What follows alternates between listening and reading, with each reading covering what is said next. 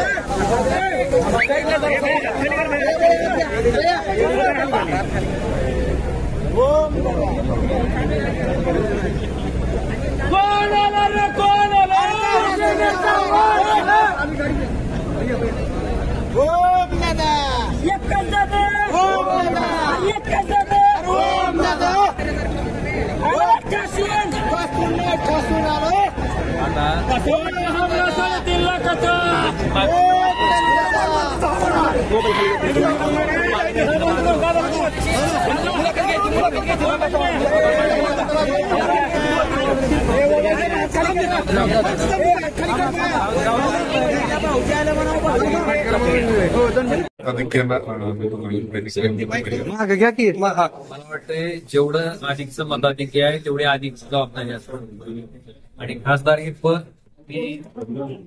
प्रतिष्ठा म्हणून त्या ठिकाणी लढवलेलं नाही, जबाबदारी म्हणून लढवलेलं नाही.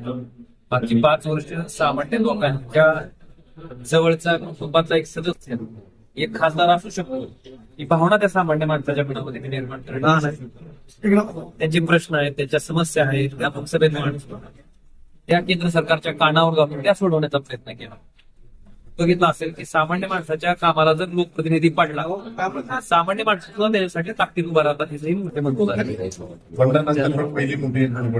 निश्चित मला वाटतं गद्दारी करणाऱ्या लोकांच्या मनात धडकी भरवणारा हा निकाल आहे. तुम्ही ज्या बाळासाहेबांनी उद्धवसाहेबांनी तुम्हाला आमदार केलं, खासदार केलं, मंत्री केलं, त्यांना स्वतःच्या काही पैशाच्या स्वार्थासाठी, पदाच्या स्वार्थासाठी किंवा ईडीच्या भीतीनं, इन्कम टॅक्सच्या भीतीनं तुम्ही जर सोडत असाल तर जनता त्याला कशा पद्धतीने उत्तर देते हे मूर्तिमत्व झालं पाहिजे. आता विरोधक आपल्याला म्हणत होते की मोदीच्या लाटेवर आपण निवडून आलात. आता लक्षात आलं असेल की त्यांच्याही इथं बाळासाहेब ठाकरे यांना मांडणारा खडाचा सैनिक आहे आणि जे काही राजकारण कपटीपणाचं तुम्ही मागच्या 2.5 वर्ष महाराष्ट्रात केलं त्याला दिलेलं उत्तर आहे. कशाचा फॅक्टर चाललाय मतदारसंघात? कोणचा फॅक्टर चालला मतदारसंघात? आता फॅक्टर म्हणता बोलतो इथं. आता आम्हाला एखाद्या माणसाची अडचण पडल्यावर त्याचं काम केलं तर तुम्ही आम्हाला हिलवत होता.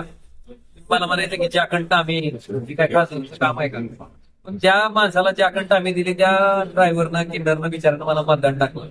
त्याच्यामुळे ही लीड तुम्हाला दिसते की तुम्हाला 1,20,000 ही सामान्य माणसाची मत आहे. अब्जाधीश माणसाला कदाचित सामान्य माणसाच्या समस्या व्यथा समजणार नाही. त्याच्या शेतात एक डीपी बसवायचा असेल तर काय अडचण असेल, त्याच्या शेतातला डीपी जळाल्याच्या नंतर काय अडचण असते, त्याच्या घरातलं कोण दवाखान्यात ऍडमिट झाल्याच्या नंतर खिशात पैसे नसते, त्याचं बिल भरायचं असेल तर काय अडचण असते, त्याची मुलगी जेव्हा डिलिव्हरीसाठी जाते तेव्हा तिला रक्ताच्या बाटल्याची आवश्यकता असते तेव्हा काय अडचण असते. त्याच्यामुळे ही सामान्य प्रश्न अब्जाधीश लोकांना कदाचित फिरफुलं वाटत असते. आणि मला ही नोंद गेलं होतं कोण उचलल्यानं काय होतंय, कदाचित अख्ख्या महाराष्ट्राला नाहीतर देशाला जनतेने उत्तर दिलं सामान्य माणसाच्या कामाला पडल्याच्या दरम्यान काय होतं. जिल्ह्याच्या पिकासाठी काय विचार असणार आहे? निश्चितपणे धाराशिव जिल्हा हा देशात भाग असलेल्या जिल्ह्याच्या या क्रमांक 3 आहे. हे काय आपल्या जिल्ह्यासाठी अतिशय शर्मेची बाब आहे. त्याला समोर त्या पद्धतीचं गुणांकन आपल्याला जे मिळालेलं आहे त्या पद्धतीचं डिग्रेडेशन मागास जिल्ह्याच्या यादी दरिद्री जिल्ह्याच्या यादी समोर जाता. 3 देशात होती. मला वाटतं तिथं आता सुधारणं गरजेचं आहे आणि त्याच्यासाठी केंद्र सरकारच्या माध्यमातून मला जे जे काही करता येईल ते प्रामाणिकपणे करायचा प्रयत्न करेल. काय आव्हान करणार आता? कुणाला काय आव्हान